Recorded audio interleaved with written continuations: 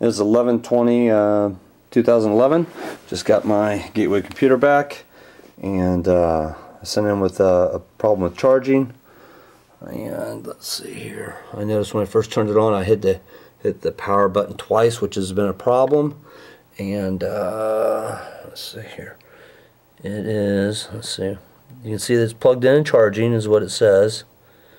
And it is 97% available, plugged in, not charging. So I don't know why it is not charging at this point when there's only 97% charged. So let's pull this battery out.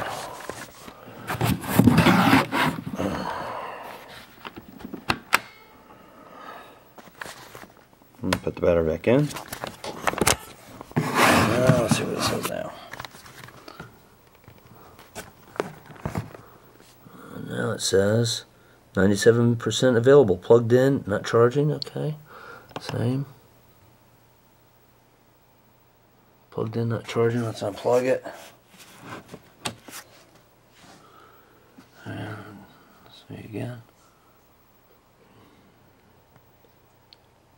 90% remaining. Plug it back in.